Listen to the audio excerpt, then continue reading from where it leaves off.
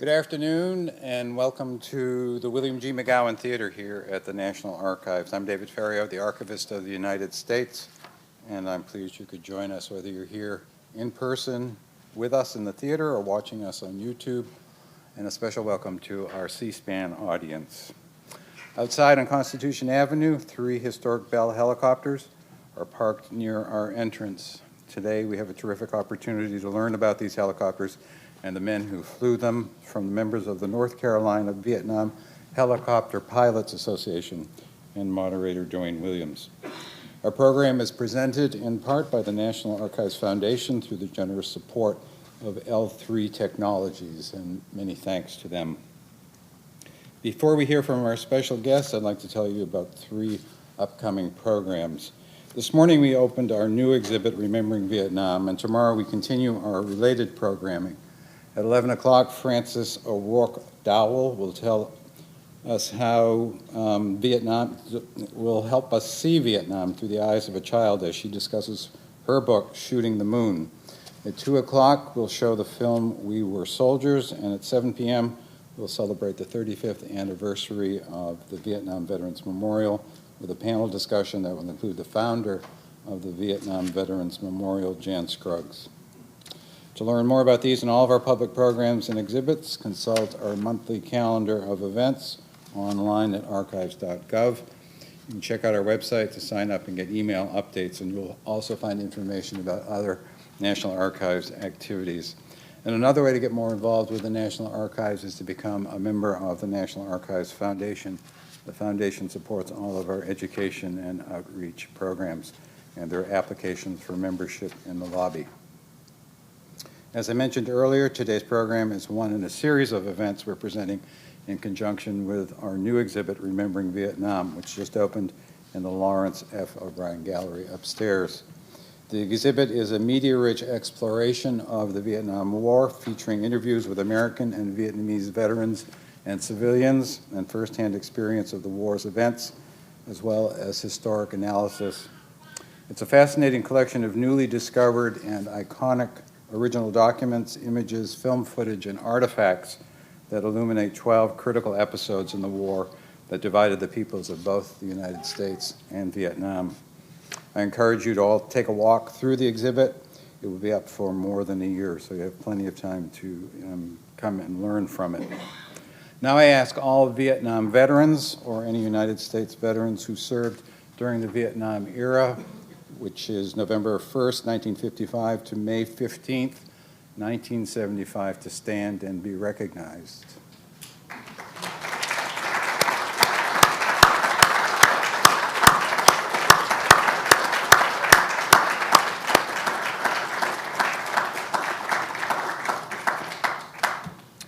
Veterans, as you exit the McGowan Theater after today's program, National Archives staff and volunteers will present each of you with the Vietnam Veteran Lapel pin. On the back of the pin is embossed, "A grateful nation thanks and honors you." The United States of America Vietnam War Commemoration is a national initiative, and the lapel pin is the nation's lasting memento of thanks.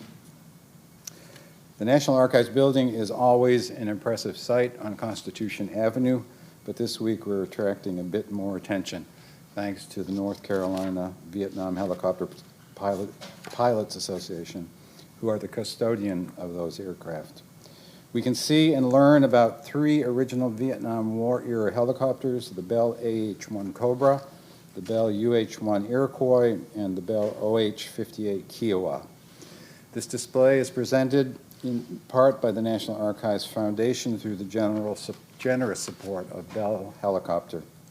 And now you'll hear from General Richard A. Cody, retired of the United States Army. General Cody graduated from the United States Military Academy at West Point in 1972. He's a Master Army aviator, rated in over 19 helicopters, and has over 5,000 hours of flight time. During his 36-plus years of service, General Cody served in 6 of the Army's combat divisions. During Operation Desert Storm, then Lieutenant Colonel Cody led Task Force Normandy, a flight of 8 Apache helicopters into Iraq and destroyed 2 critical Iraqi radar sites prior to the start of the Allied air campaign. General Cody is currently the Senior Vice President and Officer for L3 Technologies, Incorporated, Washington Operations.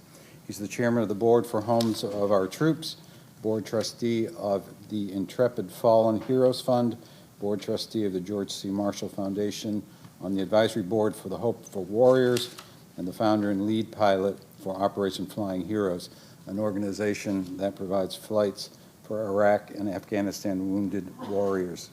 General Cody has received the United States Military Academy Distinguished Graduate Award and the George C. Marshall Good Pastor Award, and it is an inductee of the Army Aviation Hall of Fame. Ladies and gentlemen, please welcome General Richard A. Cody.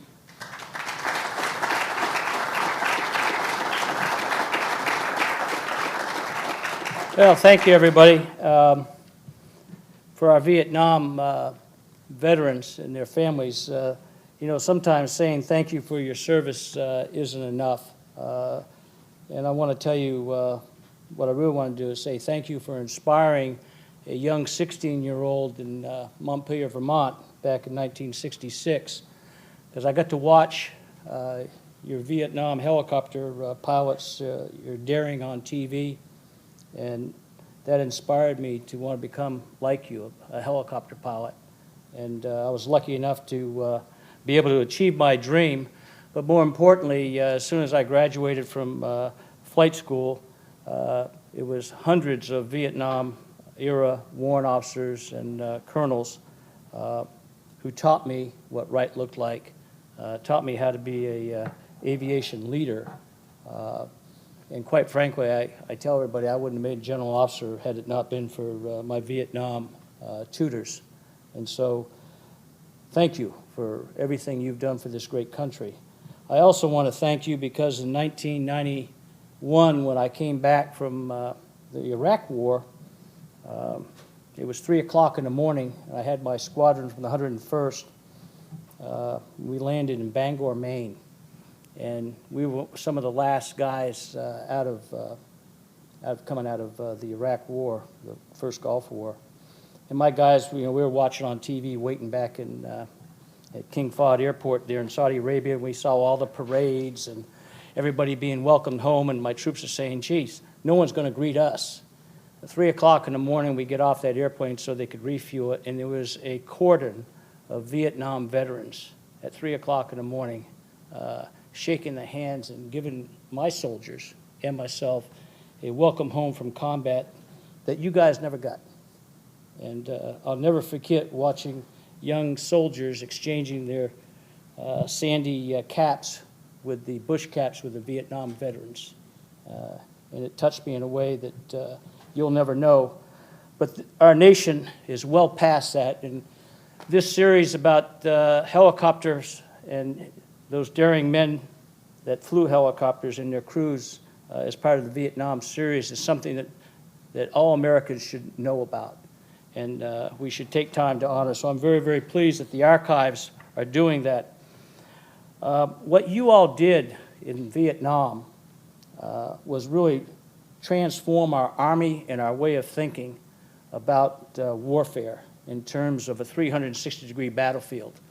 And today, many soldiers are alive from the battles of Iraq and Afghanistan and other places that we have fought in because we learned from you the tactics, techniques, and procedures of vertical lift and aviation in the ground regime, whether it's medevac, whether it's troop transport, supplies, so that we don't have to drive through IED-ridden lines of communications, to the attack helicopters' role on the battlefield.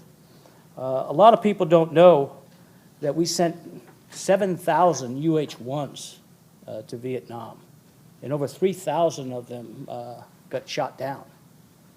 We sent over 1,100 Cobras, just like the AH-1G that's out there, starting in '67. We sent 1,100 of those into combat, and over 300 of those got shot down. And over 2,200 pilots, helicopter pilots, our fallen comrades, got shot down and paid the last final salute to the United States and sacrifice to all of us. And we learned from all of that. And I think it's fitting that we take time to understand the sacrifices of you guys and those who are over in Arlington Cemetery, and how important it was and the way you pioneered today's aviation force. In 1979, we had a hostage situation over in Iran, and as you know, that didn't end well. But immediately thereafter, we formed up what's now the 160th Special Operations Regiment. And it was Vietnam veteran pilots that we called back to active duty to form up what's now the Little Bird Gunship Company, the Little Bird Lift Company. And it was, again, the Vietnam veteran helicopter pilots that we depended upon to get the tactics, techniques, and procedures down so we could form up that special helicopter unit, which today is known as the Night Stalkers, and probably is the world's best unit on aviation. So today you're going to get to hear from several of our Vietnam helicopter pilots. They all have great stories to tell. They're all heroes in their own right, just like you. They're all great Americans, great patriots. But the other thing that they're great is they're great brothers in arms.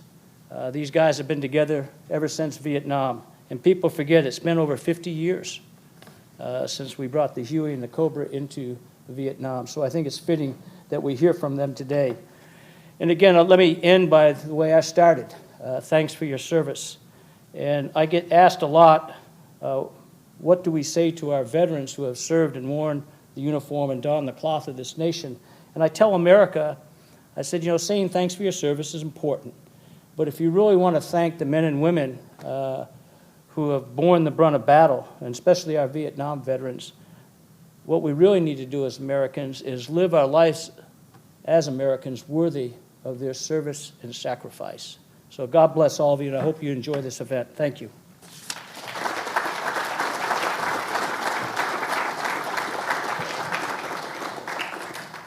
Thank you, General Cody. It's now my pleasure to turn the program over to our moderator, Dewayne Williams. Dewayne is a decorated Vietnam veteran and helicopter pilot. He graduated from flight school in October 1966 and was assigned to the 175th Helicopter Company, Outlaws and Mavericks in Vinh Long, Vietnam, where he served as gunship pilot. After his tour in Vietnam, he was reassigned to Fort Walters, Texas, and served as an instructor pilot until his honorable discharge in October 1969.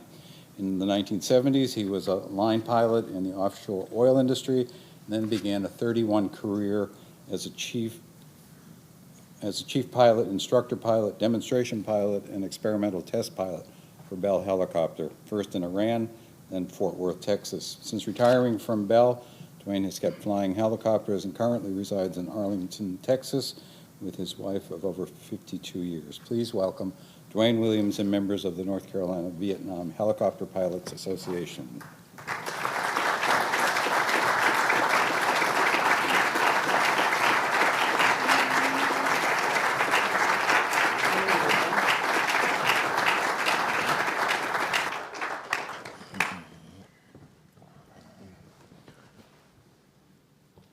Good afternoon. Can you hear me? Thank you all for being here. It's certainly my pleasure in being here this evening. And I think it's even more so a great honor to be here with these guys. Whenever I was called, invited to come out here and participate, the first thing I did was go and check my size 40 flight suit I wore in Vietnam. I think I could get one leg in it. But these guys maintain a strict regimen of workout, diet, and they fit in their size 40 really good. But my wife said, "You're going to look nice," so she dressed me up, and here I am. We do have a story today to tell, several stories. But before we get into that, I would like to introduce these guys. First of all, they're from the North Carolina VHPA, Vietnam Helicopter Pilots Association.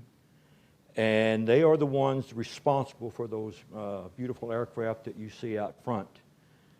They come all the way from North Carolina. They got here Sunday night, and they will be here through here Sunday, and they have been standing out there every day long days, taking care, answering questions, and they do a great job. And I think I'd like to give them a hand for that. To my right here is Joe Depp, Onso, Colonel, United States Army, retired. He was in Vietnam in 1968. He was the commanding officer of the 604th Transportation Company, call signs Caretakers. That they provided maintenance for the 189th Assault Helicopter Company, maintaining 28 to 30 aircraft. He had a heck of a job doing that. Sitting next to him is Ed Hughes, Lieutenant Colonel, retired. And Ed was in the, he was in Vietnam in 1971. He flew with the 116th, call sign Hornets. And he is a survivor of Lam Son 719. I don't know if you know what that is, but he is going to tell us about it. And then we have Gerry Phillips Cw4, retired. He was in Vietnam, 68, 69. He flew in the 101st, and he also, I think he flew the Hueys, and then I think he also has an interesting story he's going to tell about flying at 086 gunships. And last but not least, we have Gerry Seagull. Gerry and I are the only two, I guess, that thought we would cast our fortunes as civilians. And I don't know about me, but I think Gerry's done pretty well. And one of the things I'm sure he's proudest of is he is probably, I think, in talking to everybody, he is the founding father of this group. And he has done a tremendous job putting it all together and maintaining his aircraft, and I know the work it takes. So I'd like for Gerry to talk just a minute about this unit. If you don't mind, Gerry. First off, I'd like to thank the Archives Foundation and the staff of the archives here, Bell Helicopter, and L3 Technology for bringing us here to help honor the Vietnam veterans. Back in 1989, 16 pilots gathered in Greensboro, North Carolina to see if there was an interest in putting together a local organization whereby helicopter pilots could get together, tell war stories. And I always say that there's two things helicopter pilots don't do. They don't drink beer and they don't tell war stories. So both of them are lying. And they don't lie. But we started off with the 16 people at about 9 o'clock in the morning, and with 2 cases of beer, 3 dozen Krispy Kreme donuts, which North Carolina, and a gallon of coffee. By 2 o'clock in the afternoon, we had elected officers, written bylaws, and a constitution, and set up to be incorporated. Luckily, we had a lawyer present. 3 months later, after some people decided we needed a helicopter to talk about, we decided we would go ahead and try to get a helicopter. This took 3 years to get our first aircraft. After we put this thing together and got it presentable, we went to Wilmington, North Carolina to do a parade. This was purely selfish on our part because we wanted to go down and ride in the parade. Well, we got there, we did the parade, we came through and was putting the aircraft back together. First thing you know, we had 150 people standing around the aircraft. So we realized then that, wait a minute, there's an interest here in this. So from there, we proceeded to procure other aircraft. And right now, we have 6 aircraft. We do static displays all up and down the East Coast, from Pennsylvania to Florida, out into Kentucky, Tennessee. We have done over 300,000 students in schools at no cost to schools. By virtue of what we do, we can take these aircraft to schools, and not only they're historical at part of their education, but we can relate the course of studies to these aircraft. And it may be in doing this that some student decides what he's going to do. Today, this is the 3rd trip to Washington, D.C. this year. This year we did our 3rd presidential inaugural parade with aircraft. We've been told that this is the most parades any organization like ours has ever done in history. Hopefully we'll be around for another one, but we'll see. One of the things I'm most proud of these guys is they put up with me.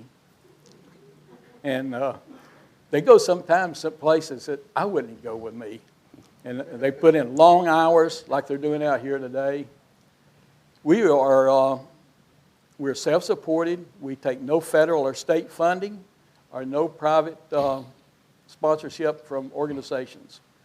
We've been doing this for 28 years, and we continue to do this successfully, so it can be done for organizations that's willing to put forth the effort and have support with these people. And thank you all for supporting us here.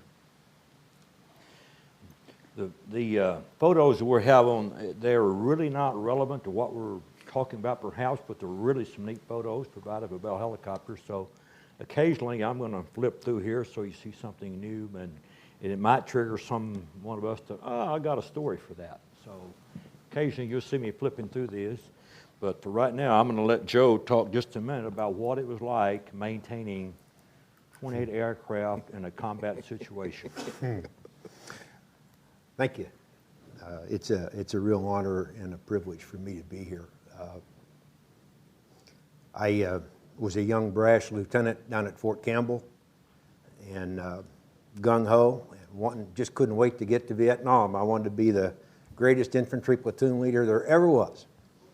And fortunately, the Lord blessed me with a wonderful young lady who took me by the arm and said, "Son, you're going to flight school." I said, "I can handle that." So long story short, off we went. Got to flight school, got to go to fixed-wing flight school, which was kind of unusual because in those days, we needed helicopter pilots. But I went to fixed-wing flight school, then rotary wing, and then aircraft maintenance, and off to Vietnam. And I was confident that when I got to Vietnam, I was going to end up flying a U-21, which is a Beech King Air, twin-engine, nice, safe airplane, real high, no problems. Well, dream went kaput. I ended up at Pleiku, Camp Holloway, and I took over the 604th TC detachment, which was attached to the Ghost Riders, the 189th Assault Helicopter Company, at probably the worst time in their history. I was talking earlier today to one of our guys, and we got there both about the same time. And it seems like in the month or two before I got there, there was some pretty intense combat operations in Dak To, Kon Tum, Ben Had, up through that area. And the 52nd Battalion, which was our parent organization, had literally flown itself into the ground, supporting the infantry and flying combat assault, evacuation missions of all kinds. So long story short, when I arrived, our unit, which was 20 UH-1s, 20 slicks, and 8 gunships, had absolutely nothing flyable, no mission-capable aircraft anywhere. Our aircraft were shot full of holes. They were down for maintenance. We were short of parts. And I just want to sing a thank you and a call out to the maintenance personnel that work behind the scenes over there. I had some of the best enlisted men and warrant officers that I think the Army ever saw. They were professional, they were dedicated, they were competent beyond belief. Maintenance guys are behind the scenes guys. You don't hear a lot about them when you see the Vietnam things and you see other documentaries and war stories. But let me tell you, maintenance is never ending. The UH-1 is a marvelous aircraft. Go to Wikipedia and look up UH-1, and you'll just be blown away by what that airplane can do and the capabilities it brings. But it also takes a lot of maintenance. Scheduled maintenance, unscheduled maintenance, combat damage to be repaired. And our guys worked sometimes 24, sometimes 36 hours. We test flew airplanes after maintenance when we should not have. Literally sitting there half asleep in the cockpit doing a half-hour hover check to make sure everything was cool. Gerry was one of my test pilots. The enlisted guys, as I say, they turned too. We got back to our mission required 12 slicks and 6 gunships within about a month. And it was only the dedication and the professionalism of the NCO Corps that did that. I had an infantry first sergeant of all things in an aviation unit, and he was a leader's leader. The NCOs, you've heard before, you'll hear again, are the backbone of the Army.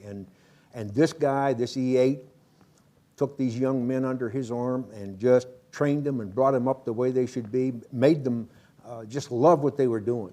I had a technical inspector that had actually grown up with the Huey, worked on the evaluations when the Army bought the airplane, and he knew as much about the airplane as probably any Bell engineer out there. So I was blessed. I had the greatest warrant officers in the crowd. We used to laugh about, one of my guys said he could do an auto rotation at night and land the thing on a dime in the dark and not have a problem. He put it anywhere he wanted, and they could. They were that good. So as I say, 24 hours a day, 7 days a week. We didn't have Sundays. We didn't have Thursdays or whatever it was. We just fixed airplanes. They loved what they were doing, and they did it very, very well. One of the more exciting parts of that was recovering downed aircraft. And that ran the gamut. There were airplanes that got shot down that we would have to go out and rig and pick up with a Chinook or a crane or whatever and bring it back to Pleiku so it could either be salvaged or repaired to fly again. There were airplanes that we had to fix on site. And I was telling the guys, one of the most exciting times I ever had was I went up to a place called Ben Het, which was a pretty hotly contested piece of ground. And we had an airplane that had landed there and had damage to the rotor blades and damage to the tail rotor. So Sergeant Francis and I, who was my chief technical inspector, got dropped off on the ground at Ben Het, and we spent about the next 2 or 3 hours trying to do enough battle damage repair, if you will, to get that airplane flyable again to bring it home. And I got up on top and shinnied out on the rotor blades, and I was putting duct tape on the rotor blades where the holes were, and Francis was fixing the tail rotor. He had to actually replace the tail rotor in the field, which is unheard of. Probably not another man in the Army could have done that. He's standing up on a 55-gallon drum, if you can imagine, wobbling and tobbling, trying to change the tail rotor on that airplane. And the bad guys started lobbing mortar shells into the base. Fortunately, they were on the other side, but, you know, it gets your attention. So we'd climb down off the airplane and jump over and run in a ditch real quick and hide. And the gunfire would go away, and we'd go back up and do our thing until they started shooting again. And after about the third iteration, I said to Francis, I think they're having more fun with this than anything else, so we might just well finish this airplane and go home. He said, good idea. And we did. Off we went. So, you know, that's just a quick run on the maintenance parts of it. We, again, we can't give enough thanks to the young enlisted guys and the warrants that worked so hard. And the other group that often gets overlooked, and one that I want to make a shout out to, is the wives and the families. We get all the glory, we get all the thank you for your service, but the wives and the families that were left back here in the States waiting, we didn't have cell phones, we didn't have any way to talk to them or communicate with them for the most part, except letters, and they were there, they were waiting, and they didn't know from day to day where we were. We were too busy, folks, honest to goodness, to think about it. I never thought about dying or getting shot or getting killed. I didn't have time to think about that. I had airplanes to fix. But my wife did, and she thought about it every day, as did all of these guys' wives and their girlfriends and their mothers and their families. So I just want to say a shout out to them. They deserve our gratitude forever, and I thank them. Bless you.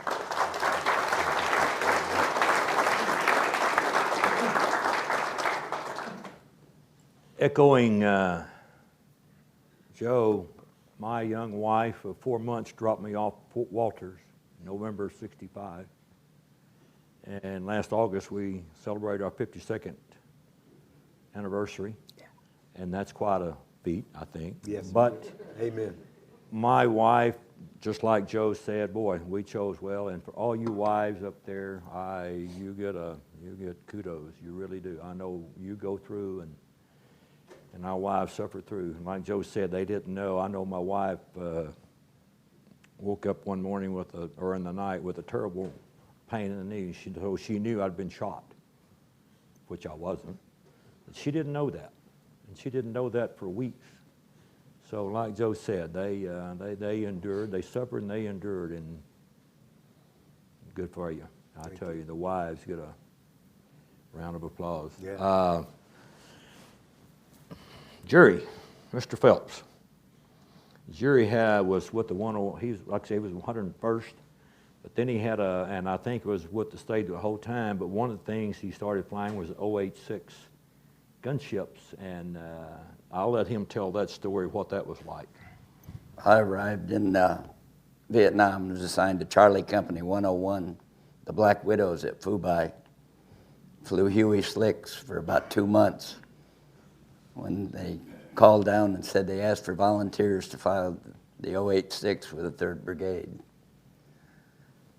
So I volunteered for that, and I went up to join the headquarters company, 3rd Brigade, Camp Evans, Vietnam.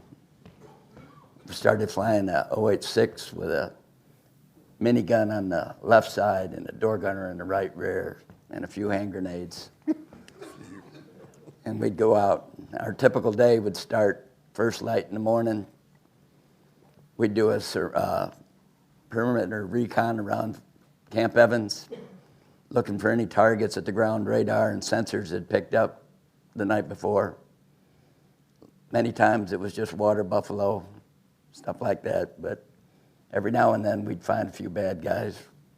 And then our unit, we had 6 086s, 6 UH-1s. UH-1s were more command and control. We also had an infantry platoon, blues company, or blues platoon, that when one of the 086s went out and found some enemy activity, we could install or insert the blues platoon to develop the situation. And at that time, they were fully armed, carried very few rations, just bullets and weapons. We never left them in overnight. We'd call on other infantry platoons and companies to develop it further, and we'd pull our people out at night.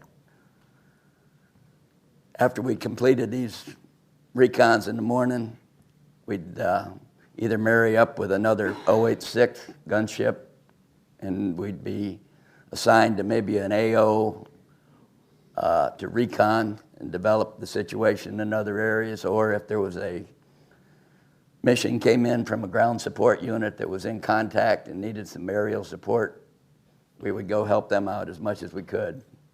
We could also marry up with the 4th of the 77th ARA Cobras, which really give us a little bit of firepower there.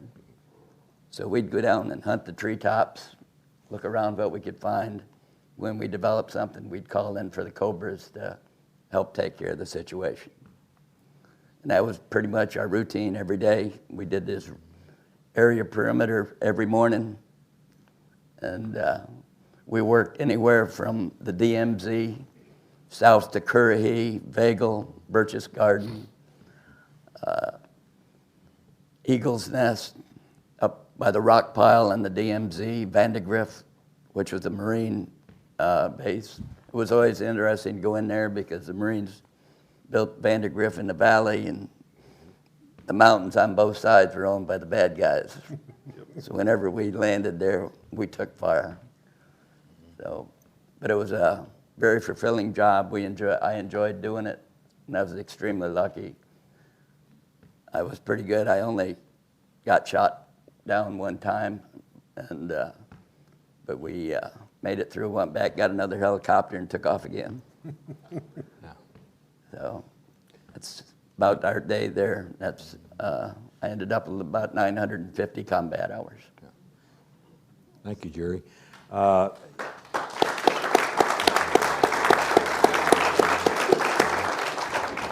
Gerry said he 950 hours. I think the average helicopter pilot in Vietnam probably flew 1,000 hours, and that is a lot of time. That is a lot of time in a year, and it's all pretty much combat. I mean, from the time you lift it off, you could be shot any time. So I think that was the average time that the pilots flew over there. And when I introduced Ed, when I first looked through their bios, I saw where Ed Hughes he was in Vietnam in 71, and he participated in Lam Son 719. And I don't know if you know the history of Vietnam War, but Lam Son 719 was primarily a South Vietnam Army operation. By that time, the Vietnamization of the war was starting. A lot of the military, U.S. military, were kind of standing down. So they did have some military support, but they weren't the primary units in this operation. And it was the largest combat assault operation in the history of the entire Vietnam War. And it was an incursion into Laos to cut off the supply lines, and they used 276 Hueys, and then I don't know how many Cobras, but I'm sure there were several hundred. And of that group, 168 helicopters were shot down. It was, I think the going in wasn't so bad, but it's always the picking up in the PZ. The LZs, sometimes not so bad, but the PZs, the pickup zone, oh boy, that's when you sweated it. So anyway, I'm going to let Ed tell us his story about Lam Son 719. All right, I showed up in Chu Lai, Vietnam in July of 1970, was assigned to the 116th Assault Helicopter Company, to the Yellow Jacket Platoon. And as a new guy, they call you expletive deleted new guy. And for the first 2 or 3 months, you fly with the aircraft commanders that have been there and have earned the right to be an aircraft commander. After 3 months or so, when you have accumulated 300 hours in country, then they put you up for a check ride. And you don't ride with one person, you ride with every aircraft commander in that unit that flies the type of aircraft you're going to fly.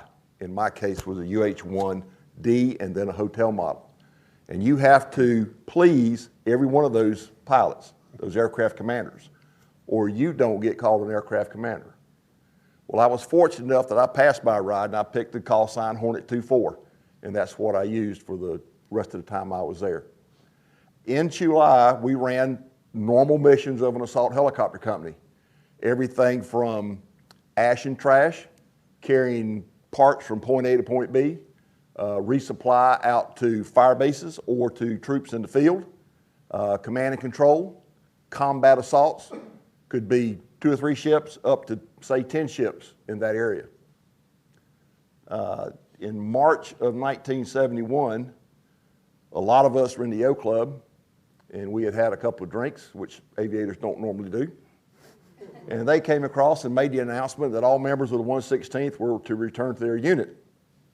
So we went back to the unit, and our company commander, Major Henry Hagwood, who retired as a 2-star general, informed us we were going to Quang Tri to go participate in Lam Son 719.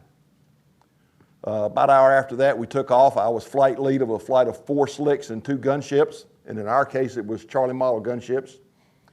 We got to Da Nang, refueled, took off, started across the Hai Van Pass. For those of you that have been there, you know what the Hai Van Pass is. It goes down to the South China Sea, and from there it climbs up.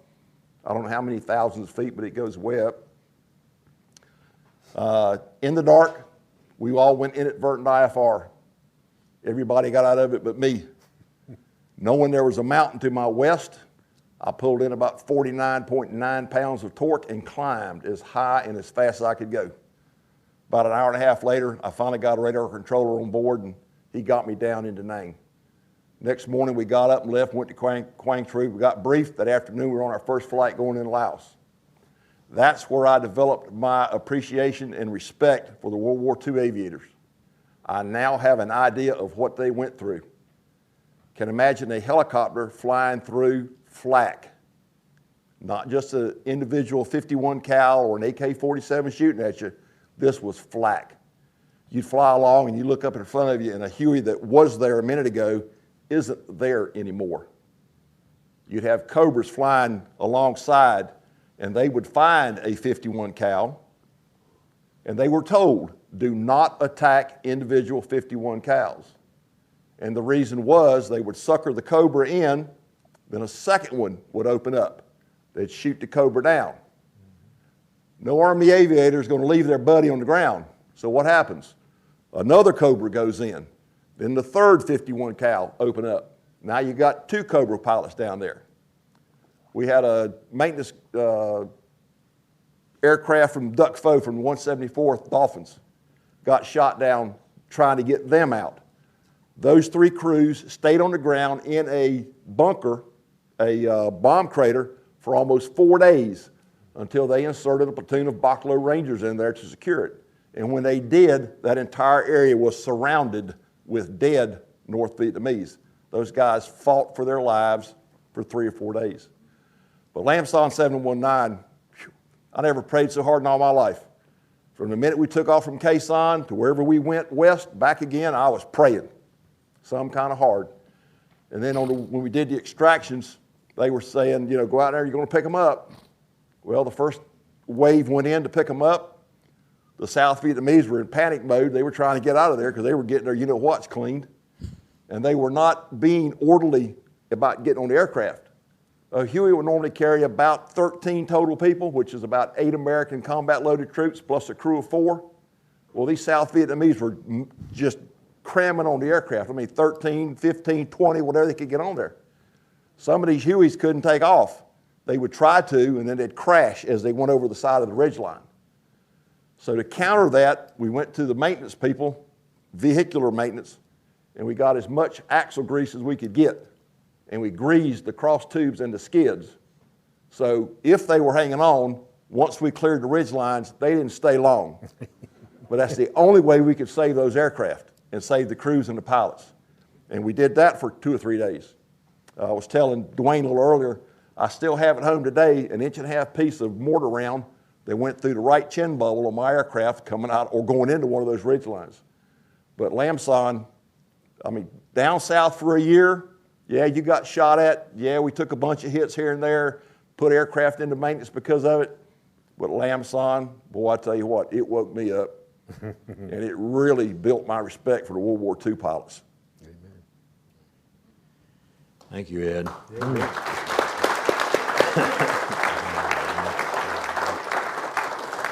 Like I said, when I saw Ed had flown in that, I thought, we got to hear this story. But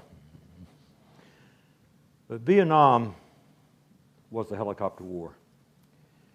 And I think it's where the helicopter, it's where it was in its infancy, and it had to crawl and walk and jog and run in a span of 10 years. And that's exactly what it did.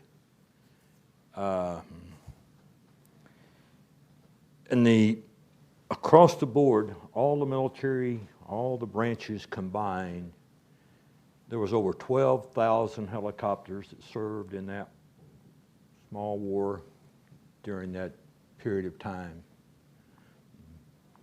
We lost 5,600 of those through accidents, but most combat. And the iconic Huey and the Cobras that you see out front, General Cody touched on that.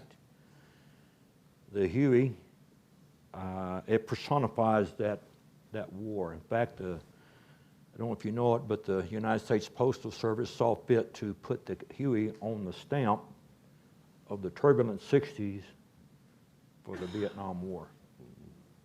So it's the face of that war. And there was over 7,000 Hueys sent into Vietnam. Those 7,000 Hueys flew 7.5 million flight hours. And we lost 3,600, I think. Almost half. Of the 12,000, we lost almost half, and the 7,000, we lost almost half. As General Cody mentioned, the Cobra was the Johnny-come-lately. It didn't get there till late 67, 68 time frame, and it managed to fly over 1 million hours. We lost 300. It was a risky business. I read I've read several articles where it listed the most dangerous jobs in Vietnam. Which one do you think was number one? Helicopter air crewman. Number two was the LRP, the Long Range Recon Patrols. And oh boy, those guys. And third was the tunnel rats. Let me tell you, tunnel rats could be at the top of the heap. I don't want no part of that. So it was a risky business, and I think, you know, that was just part of the price, I suppose. And we lost a lot of good men. General Cody mentioned of the men we lost. Percentage-wise, we represent a small number, but we had a high casualty rate overall. I read an article once where it said that the Marines lost a lot of people. They lost over 13,000. And that the helicopter crewmen in the Marines still had you had 3 times as great a risk of being shot down and killed as a helicopter crewman as you did being an infantryman. And you know, we could sit here and talk about that, but I think, you know, the takeaway from that is, I think, as General Cody said, it kind of was it started a new now there's not a unit of military in the world that doesn't have a lot of helicopters. And I think these guys are the one who kind of set the pace. And any of you have anything you can add to this that would kind of... I'd like to add 2 comments. Go One, ahead. I want to back Joe up on the maintenance personnel in Vietnam. I flew 1,100 combat hours in 12 months. Never had one mechanical failure that wasn't caused by me hitting a tree or something that I wasn't supposed to have. Never had an engine failure. Never had any problems at all. And the second thing is a warrant officer. Are there any warrant officer pilots out here that, other than from our unit? Outstanding. Yeah. Okay. Medevac. Hua. God bless. Flight school taught us how to fly the helicopter. The warrant officer in Vietnam taught me how to really fly that helicopter and what it would do. And everything I did after that, I owe to them, just like General Cody said earlier inside that room. Yep. They taught me how to fly that aircraft, what it could really do and how to make it do it. You know, when you get to Vietnam, like you said, you're treated kind of like a leper. Like you said, the new guy. Because they don't know you. You're kind of straight from, and really, when we went, I graduated 1 month and I was in Vietnam 20-some-odd days later. And when I got to the unit, it was in the early, we were really strapped for pilots. But they tried to, every one of the units, it wasn't like, throw that boy in there for the meat grinder. They all tried to give you some time. And I heard Ed mention ash and trash. That was the, you know, flies, resupply, whatever, when you in between combat assaults. And I think it took me, they like to have 25 days, and I think it took me 25 hours before they put you in a combat assault. And I think on the 5th day I was in a combat assault. It took me 4 days to get 25 hours. And imagine, if you will, a young man who just got there, didn't really know what it was all about, and I am sitting as a co-pilot in the second lift, a lift comprised of 10 aircraft. I'm in the second lift. So it's an LZ, and they called it cold, which means nothing's going on. There are no bad guys. In reality, it meant nobody knew what was there. That was our experience. After that flight, every tree line had a cobra. It's like there's a cobra in there and it's going to strike. Mm-hmm. I just didn't know. But I'm sitting there, and there are jets on call, you know, and then there's the little Air Force fax. And I'm listening to all this talk, you know, okay, and then they're hearing, gentlemen, we're on short final in the LZ, 30 seconds. we want to be in the kill zone 30 seconds. I don't want the kill zone for 30 seconds. Jesus, what? Well, they say your lifespan is 30 seconds in the kill zone in LZ. If they start mortaring, it's 8 seconds. But I'm sitting up here, and that first lift hits, and they're about 5 minutes ahead of us, and I mean, all hell breaks loose. Oh my God, they're screaming, taking fire, getting shot, and I see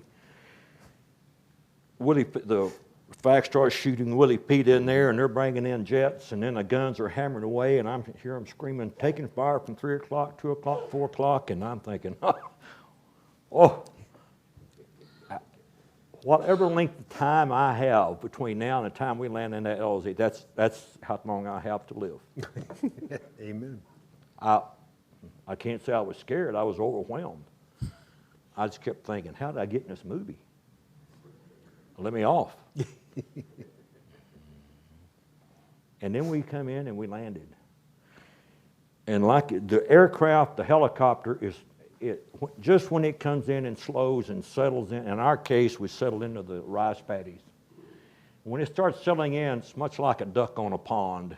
You just settle and you are at your most vulnerable. You can't fly, you're settled in, and they know it takes you a while to get those troops off. 30 seconds, gentlemen, 30 seconds, get them off, get them off. Mm-hmm. And just one thing, I see tracers flashing by and geysers of water, and it's just like, okay, things slow down, and like, okay, it's not good. And I am already, my gut's sucked up, and I'm already trying to shrink into that seat. And then I hear the trail.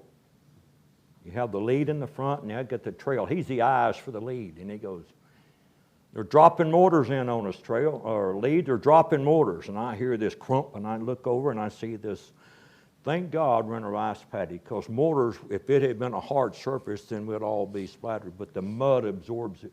So I see mud flying, and I see dirty white or black smoke and flame from it, and then I hear see that, and then I hear aircraft is rocked, and my gunner behind me screams, I've been hit. Now I am shrinking, doing my best to get behind that chest protector, thinking, what have these guys got against me? And then finally, at long last, the trail says, troops are out, let's go. Well, I'll tell you what, Lee did not have to get a second. That aircraft come up and that nose ducked, and we were all right with him. And we cleared the LZ. One of the other aircraft said, I'm called out Mayday, I got to get in. I got up, my hydraulic's been hit. That's the lifeblood of a helicopter. And he's been shot, taking hits, so he managed to, but he got out of the LZ. And I'm thinking, and now we get out, we get away, and we're going back to pick up more.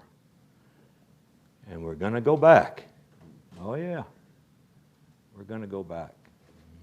And you know, I think that was the mantra of the helicopter. Those guys on the ground knew we're going to be back. We took them into combat. We took them into the LZs. And we brought them out. We picked them up and we brought them home. And in between, like Ed said, we carried supplies, we carried ammo by the ton, we carried water, we carried food. If they got hit, they knew.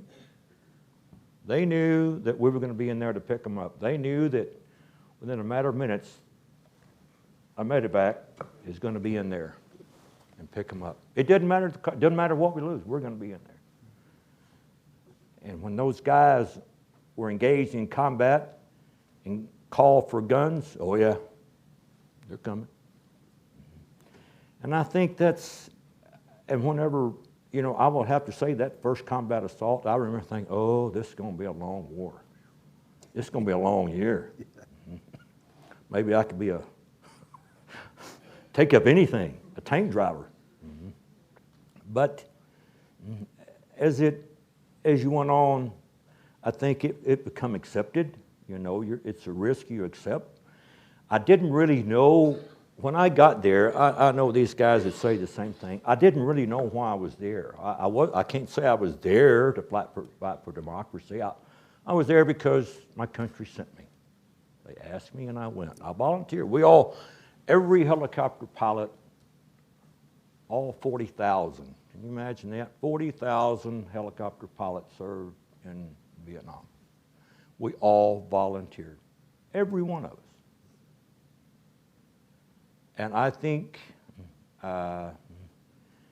if there's a legacy, it's the fact that we never left anybody on the ground. Be it American. In my case, down south, we supported the Army, the South Vietnamese Army. We made no distinction. They were our flock. We were their shepherds. We would die for them. And after a while, you know, I knew what I was there for. I was there for these guys. I was there for that guy I was flying with. I was there for these guys. I was there for these guys on the ground.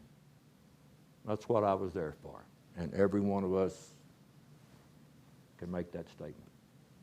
So, I don't know what more we can say, but I think, are we getting close to where we want to have some... I had one comment. Go ahead, Gerry. You need to recognize the door gunners. Yeah, amen. Oh, Amen. yeah. They had the discipline. When you think about a door gunner, an M60 on a bungee cord sticking out the door, he's got to have the discipline and the presence of mind not to shoot the rotor blade, not to shoot the skids. It's a whole different ballgame. And a lot of these door gunners weren't aviation. They volunteers And the crew chief. to come in and fight with us. In my case with the 6, of course, the gunner was also my crew chief. Tell you But on one, the Hueys, what he mentioned there, you know, I've always said that laziness is a mother of invention over here. In Vietnam, survivable. It was to survive, you had to be inventive. And I know back in those days, you have to understand, we didn't have any of these things you have today. We were lucky to have a whiskey compass and a wristwatch and an RMI, if it worked. And I was down south, and I didn't have to worry about mountains. A lot of rice paddies, the rice bowl of Asia. Rice paddies and rivers and creeks and ponds. But up north, they had mountains. These guys flew in mountains. So I didn't have to worry about that. And one day, I have one of my closest friends flew with the 71st, the Rattlers, and Firebirds up in Chulai. And I was at their reunion, and they were talking about the swish boom method. I go, what? What are you talking about, swish boom method? And they go, well, the way we navigated. I said, how did you navigate with the swish boom method? He said, oh, it's quite easy. Said when, you know, up there, when you were scrambled out, when there was a call went out, you scrambled out. It didn't matter what the weather was, and it'd be 2 in the wee hours of the morning, and you have not seen black until you've seen black over a jungle. Amen. Oh my Lord, is it black? Well, those guys knew the environment, and they could, you know, they could navigate out. But when they would go out, and then maybe it'd start getting a little drizzly or whatever. So it didn't matter what kind of a firefight they got into. All these gunships would save 2 or 3 rockets because they all knew they had to go back through the mountains.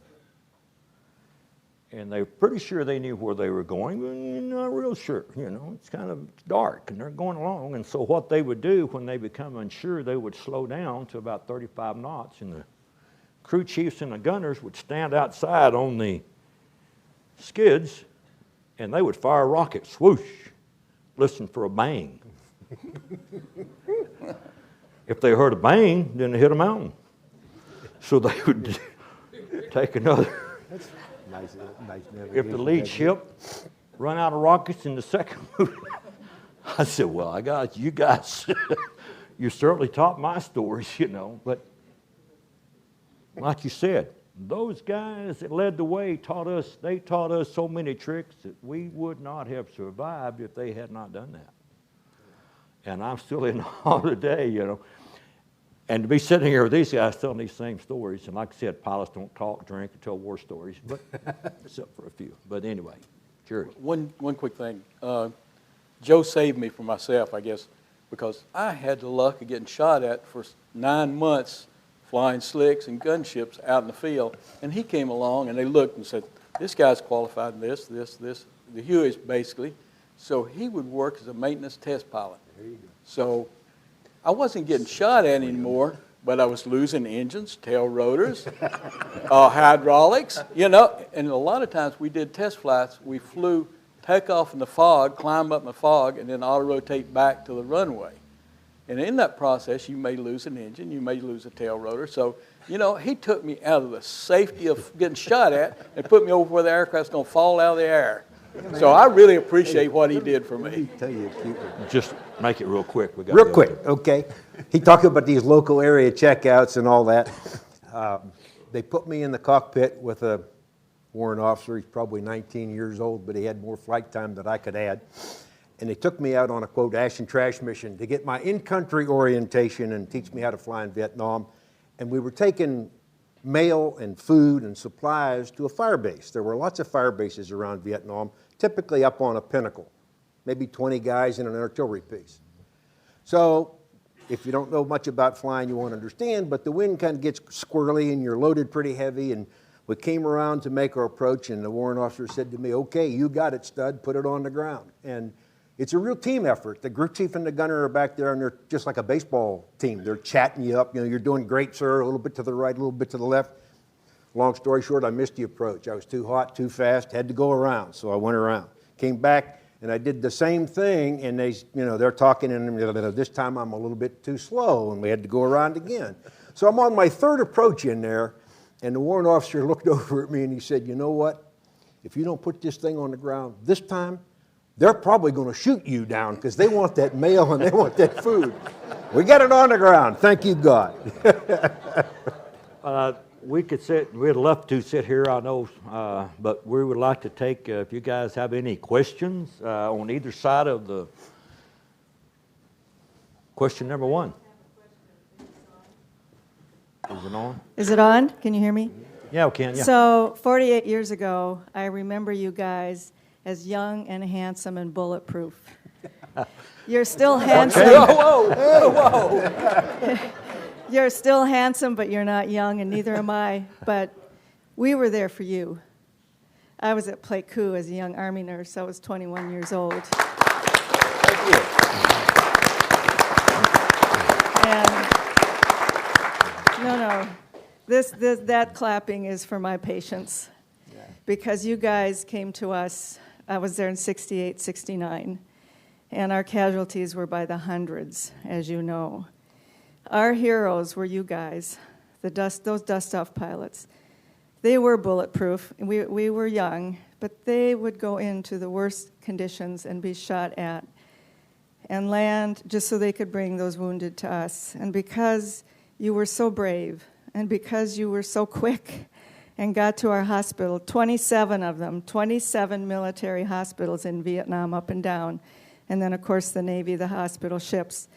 Their nurses were pretty because they got prettier because they got to wear whites. We were in jungle fatigues. Those Marines were really happy when they got to the repose in the sanctuary. The guys came to us and we looked just like you, jungle fatigues. Amen. But if a patient made it to our hospital, we had a 90% save rate. We saved 90% of our patients who came to our hospitals. I worked in the burn unit, and helicopters crashed and burned. And I took care of a lot of burned helicopter pilots who went home very disfigured, never fly again. And my hat just goes off to those chopper pilots. We loved you guys. We still do. I'll get my hugs later. I always do. But these guys were true heroes. They were there to save lives, those dust-off pilots. And those of you who didn't fly dust-off, I'm sure there were times you touched down to bring wounded to us. So I have very fond memories of all of you, and it was a great privilege to be a military nurse in Vietnam, and all of us nurses feel that way. So thank you. Thank you. Thank you. Another question? I wanted to thank you, gentlemen, because of you, I'm alive today. As a member of a medevac company, 498th, 44th Med Brigade, I served in the Central Highlands from the Pacific Ocean to the Cambodian border. I personally took part in the evacuation of over 2,000 combatants, civilians, and U.S. military personnel. I flew over almost 1,800 total combat flight hours. I have 26 air medals, and I wouldn't have any of them if it hadn't been for you guys. Anytime we had a hot LZ, okay, we would call you guys first, and you would go in ahead of us, get the enemies to duck. We would fly in at 120 knots as fast as that bird would carry us at treetop level. We get on the ground, and if I'm on the ground more than 30 seconds, I'm dead. My mission was, number one, put them on board while they're breathing and get them off the helicopter at the MASH unit or evac hospital or wherever next to a medical doctor within 30 minutes without fail. We evacuated over 285,000 American combatants who would be dead today if it wasn't for our job and their job protecting me while I was doing mine. So thank you, guys. I love you. Thank you. I think we have a short video clip. If we can roll that and show that, it's a if you can do that. It's very short, but I think it's of a Jolly Green rescue mission. So? Can you spool that up?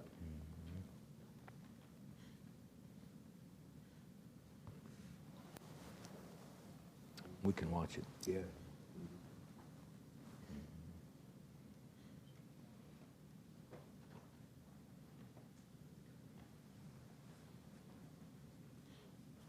The helicopter is on the way in. Shall we send one? Send one?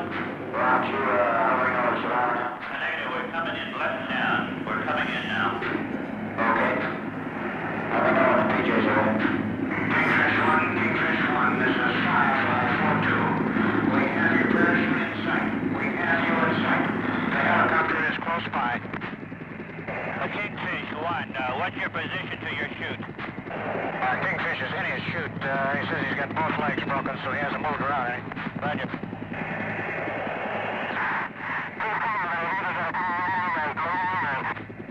We got you. We're coming in over you. You're over him now, Jack.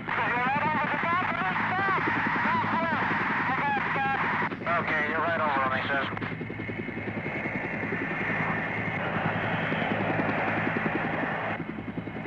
PJ's going out the door now, Jack. Roger.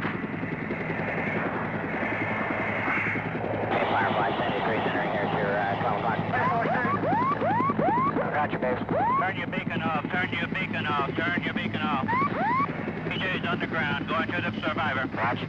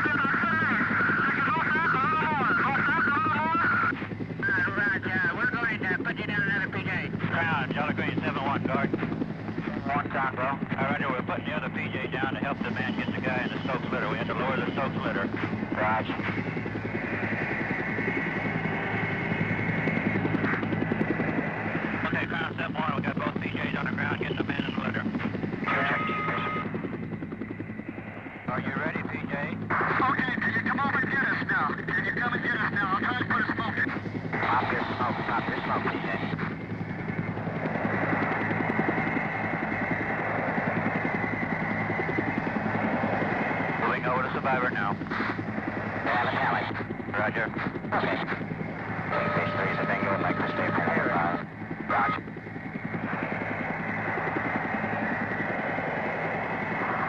Tell me when it's going north is again. Roger.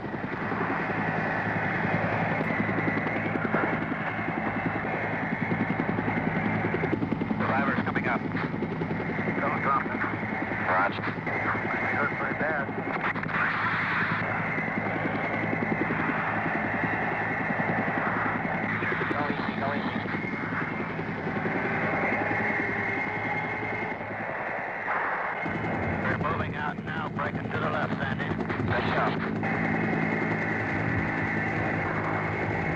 There they go, baby.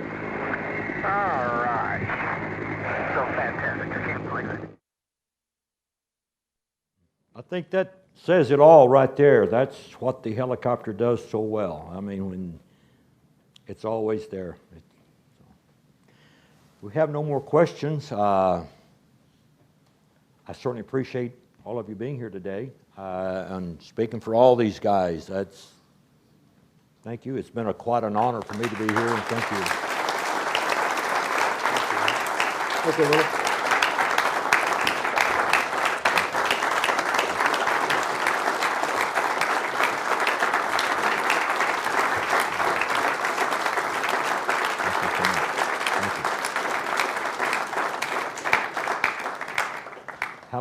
God bless you. God bless America. Amen. Morning.